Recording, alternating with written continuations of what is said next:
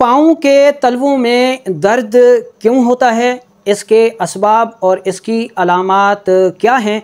अस्सलामु अलैकुम वरहमतुल्लाहि वबरकातुहू। लाखों करोड़ों दरूद व सलाम हज़रत मोहम्मद मुस्तफ़ा सल्लल्लाहु अलैहि वसल्लम पर और आपकी आल पर। मेरा नाम हकीम लियाकत अली खिची है और मैं गवर्नमेंट तिबिया कॉलेज बहावलपुर से क्वालिफ़ाइड तबीब हूँ और आप देख रहे हैं हमारा यूट्यूब चैनल हर्बल वर्ल्ड।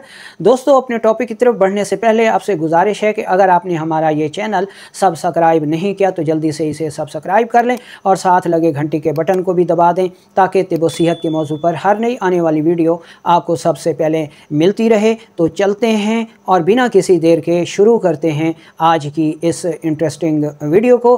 दोस्तों, मतब में यानी क्लिनिक में बहुत सारे मरीज़ ऐसे आते हैं जो कि ये शिकायत लेकर आते हैं जी कि उनके तलवों में बहुत ज़्यादा दर्द रहता है और तलवे जो हैं वो ज़मीन पर नहीं रखे जाते, चलने में दिक्कत आती है, बहुत ज़्यादा दर्द होता है। इसके साथ साथ ऑनलाइन पर भी बहुत सारे साथियों की ये दरख्वास्त थी ये कि पाँव के तलवे दर्द करते हैं, इसके असबाब और इसकी अलामात क्या होंगी, इसके ऊपर एक तफसीली वीडियो बना दें। ये भी बताएं कि ये किस तहरीक का मर्ज़ है और इसका इलाज किस तहरीक में होगा। तो इस वजह से आज हमने इस मौजू को चुना है। तो सबसे पहले हम इस मर्ज़ के असबाब पर नज़र दौड़ाते हैं। तो ये मर्ज़ जो है वो उज़लाती तहरीक की सोजिश और जिगर व गुदद में तस्कीन की सूरत में सामने आता है। बाज़ औक़ात उज़लाती तहरीक की शिद्दत की वजह से यूरिक एसिड बढ़ जाता है, खून में तेज़ाबियत होती है, खून गाढ़ा हो जाता है, फासिद मादे जिस्म से अखराज नहीं पा सकते, जिसकी वजह से ये सूरत हाल जो है वो सामने आया करती है। इसके दूसरे अहम असबाब में उज़लाती ग़िज़ाओं मसलन बड़ा गोश्त, मछली, काले चने, तुर्श ग़िज़ाएँ, बिरयानी, चाय का ज़्यादा इस्तेमाल, दाफ़े दर्द अद्वियात का ज़्यादा इस्तेमाल, एंटीबायोटिक अद्वियात का ज़्यादा इस्तेमाल, अज़राकी का यानी कुश्ते अज़राकी का ज़्यादा इस्तेमाल, नाक़िस कुश्तेजात का बकसरत इस्तेमाल या जिनसी क़ुव्वत बख्श अद्वियात का इस्तेमाल जो है वो इस मर्ज़ का सबब बनता है। अच्छा, अब हम देख लेते हैं कि इस मर्ज़ के नतीजे में कौन सी अलामात जो हैं वो सामने आती हैं। सबसे पहली बड़ी अलामत तो ये होती है कि पाँव के तलवों में शदीद दर्द होता है, तलवे ज़मीन पर नहीं रखे जाते, या फिर अगर इंसान खड़ा होता है, चलता है, काम काज करता है तो शदीद दर्द होता है।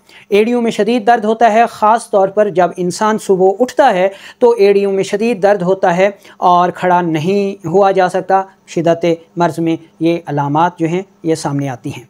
अच्छा, अब कि ये किस तहरीक का मर्ज़ है, तो ये उज़लाती तहरीक का मर्ज़ है। ठीक है।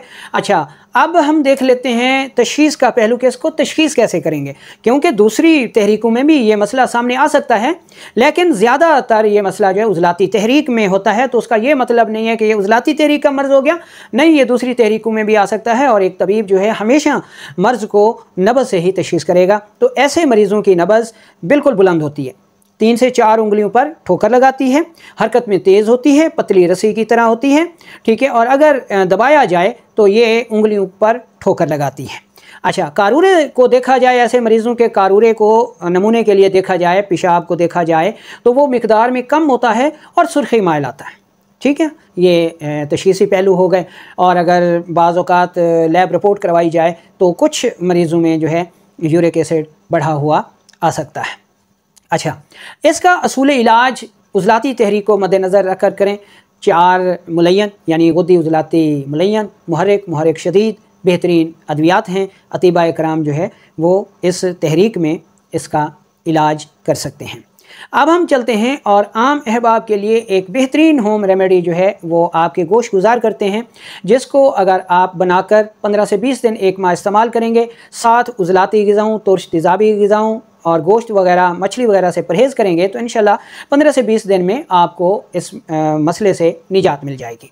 तो होम रेमेडी को नोट कर लें। पहले नंबर पर आपने लेनी है कलवंजी, दूसरे नंबर पर आपने लेनी है मेथी दाना। ठीक है, तीसरे नंबर पर आपने लेनी है सुंढ और चौथे नंबर पर आपने लेनी है सुरंजान शीरी। चारों चीज़ों को साफ़ सुथरा लेकर इंतहाई यानी बराबर वज़न लेना है और इंतहाई बारीक पाउडर कर लेना है, और 1 से 2 ग्राम तक जो है वो आपने शहद मिले पानी के साथ इस दवा का इस्तेमाल करना है। ठीक है, 15 से 20 दिन, 1 माह इस्तेमाल करेंगे तो इंशाअल्लाह आपको इस मसले से निजात मिल जाएगी। ठीक है, दूसरा जो है परहेज़ में आपने परहेज़ कौन सी ग़िज़ाओं का करना है, इस तरफ या इस तरफ। जो ग़िज़ाई चार्ट आपको दिखाया जा रहा है यानी ग़िज़ाई चार्ट नंबर 2, ये आपने मुकम्मल तौर पर बंद कर देना है, इसमें से कोई ग़िज़ा नहीं लेनी। और इस तरफ या इस तरफ जो ग़िज़ाई चार्ट आप देख रहे हैं, इसको हम ग़िज़ाई चार्ट नंबर 3 कहते हैं। ये सफ़रावी ग़िज़ाओं वाला ग़िज़ाई चार्ट है, तो ये ग़िज़ाएँ आपने ज़्यादा से ज़्यादा इस्तेमाल करनी हैं, तो इंशाअल्लाह अल्लाह ताला करम फरमाएगा और आपको इस मर्ज़ से शिफ़ाए कामिला आजिला